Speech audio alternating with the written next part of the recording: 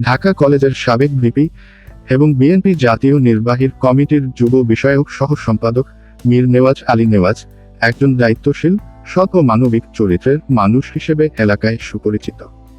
নেতৃত্বে পথ চলার শুরু থেকেই তিনি ন্যায় ও নীতির ওপর অটল ছিলেন। অন্যায়কে প্রশ্রয় না দেওয়া তার মূলনীতি।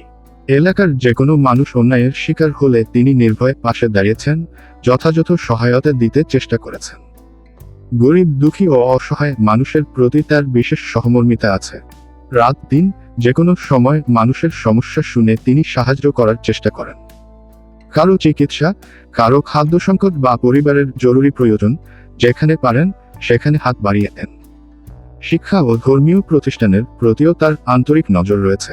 এলাকার স্কুল, কলেজ, মাদ্রাসা ও মসজিদে নিয়মিত খোঁজখবর নেওয়া, শিক্ষার্থীদের সমস্যা শোনা, প্রয়োজন হলে সহযোগিতা করা, এসব কাজে তিনি দীর্ঘদিন ধরে যুক্ত।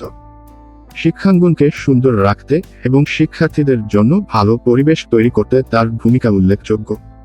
এলাকার যে কোনো নাগরিক সমস্যা, মানুষ যখনই কোনো সমস্যা নিয়ে এগিয়ে এসেছে, মীর নেওয়াজ আলী নেওয়াজ ভাই তা দ্রুত সমাধানের উদ্যোগ নিয়েছে।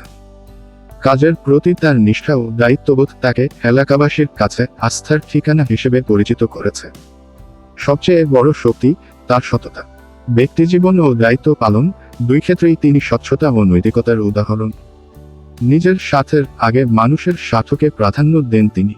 তার এই মানবিক মূল্যবোধ ও সমাজসেবার মনোভাব তাকে এলাকার একজন সম্মানিত, নির্ভরযোগ্য ও ভালো মানুষ হিসেবে প্রতিষ্ঠা করেছে। আজ আজিমপুর বটতলায় বক্তব্য রাখেন ঢাকা ৭ আসনের অভিভাবক মীর নেওয়াজ আলী নেওয়াজ।